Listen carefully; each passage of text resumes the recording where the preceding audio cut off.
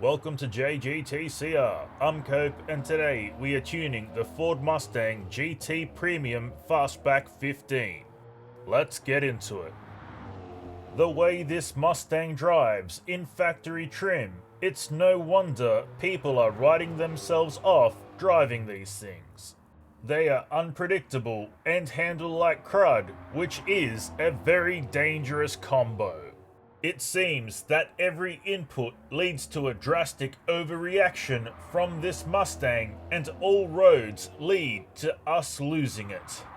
The handling is very strange. The tail kicks for no reason when settled in turns, but it's also just as likely to understeer.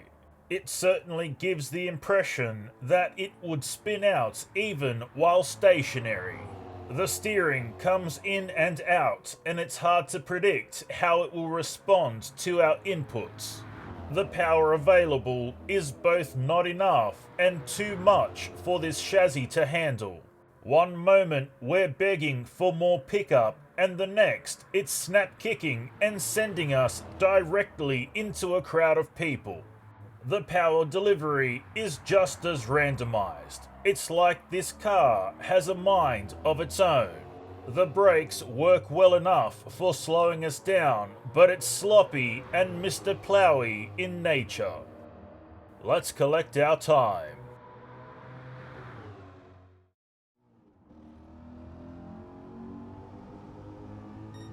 Seven minutes, 41.1 seconds. And now the race tune.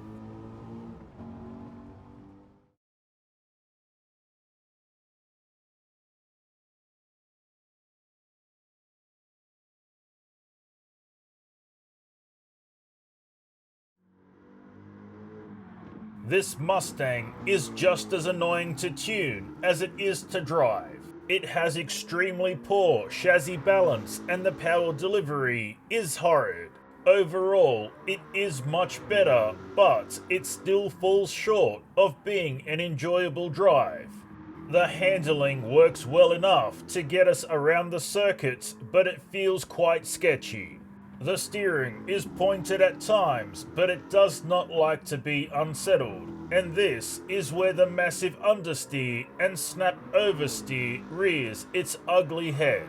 If we keep it on the black stuff with the suspension settled, it does well, otherwise it's mud. The power is too attentive and kills everything in its path. The steering dies and braking is useless when the power takes over this vehicle. It's like it's possessed.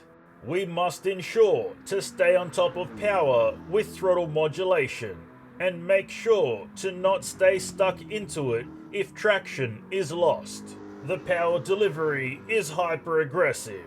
We have dulled most of it via gear ratio settings, but it can still be an issue. The brakes work well and are stable during deceleration. Let's collect our time.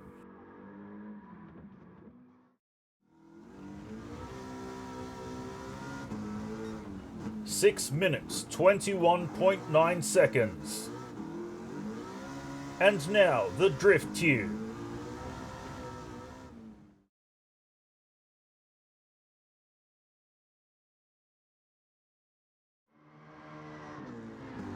Continuing to prove just how subpar this chassis is, this Mustang struggles to drift properly and respond as a car should while sliding.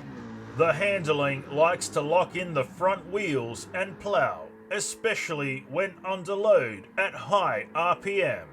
The steering can work decently at mid and low RPM, but it has some understeer issues at high RPM and when heavy on throttle. The power seems like it should be good, but it falls short in a number of ways. The engine is peaky in nature, and those power spikes plague the entire rev range. The power delivery is too aggressive and lacks any decent push power, even with everything leaning in its favor via the tune. This Mustang is a poor drift car. It just has too many issues to overcome to be fun. Unless, of course, being constantly cautious and waiting for the worst to occur seems pleasant. And now it's time for an engine swap.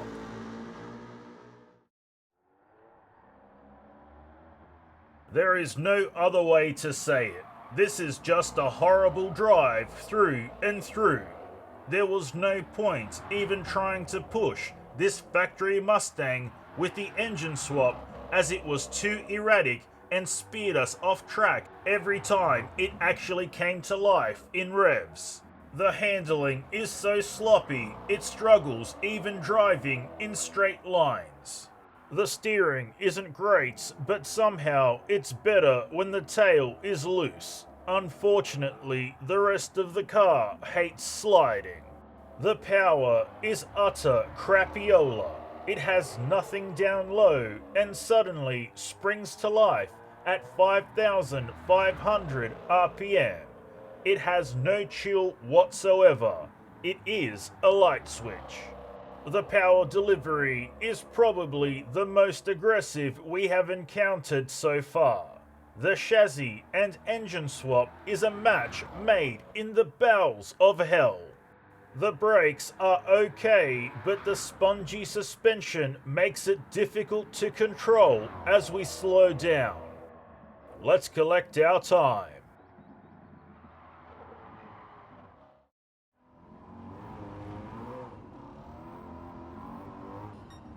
7 minutes, 27 seconds flat. And now the race tune.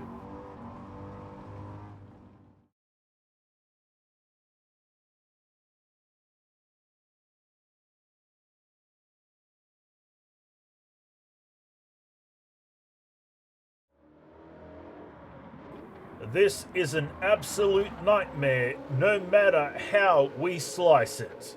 To begin with, this is by far the worst Mustang chassis in general. Then we add one of the worst engine swaps and it's all downhill from there. The handling is still crud. It works one way when we have traction and another way completely when traction is lost. The steering is great when we have traction, but it is far too sensitive when traction is lost. The power is massive at just over 1400 horsepower, and it is incredibly peaky and erratic in nature. Further, there is an extremely nasty spike at 6,500 RPM that spins the wheels even with max ballast and the gear ratio's top speed being pushed out to 700 kilometers per hour. There is no clear way to put the power down smoothly, and it is very frustrating to drive. The power delivery is extremely aggressive and snaps the tail out at every opportunity. Any kind of unevenness on the road causes problems of traction loss, so we should avoid bumps and curbs at all costs.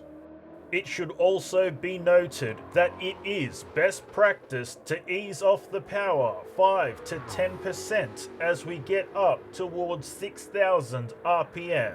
This helps us avoid the tail kicking out as that nasty spike comes into effect.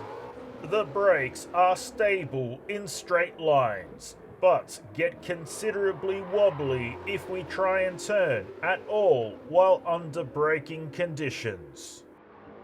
Let's collect our time.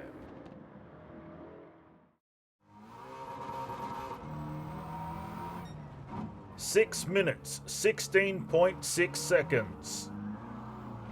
And now the drift tune.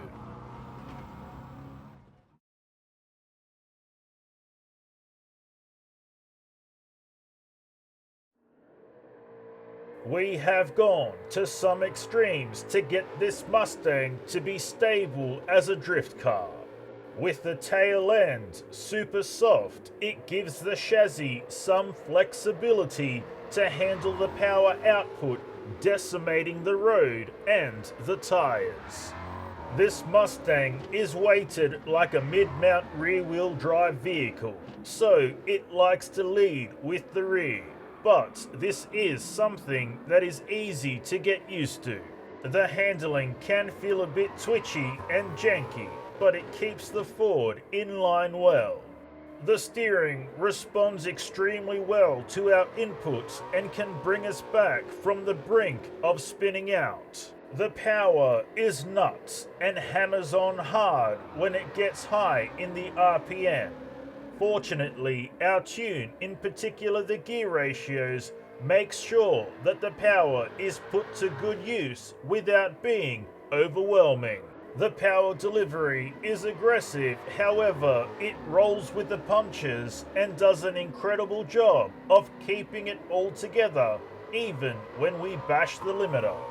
This Mustang as a drift car has come together well, but it is more suited to advanced drifters as it requires a firm understanding of various styles of drift, as well as where and when to apply them. And that's all we have for you today, so until next time, keep racing!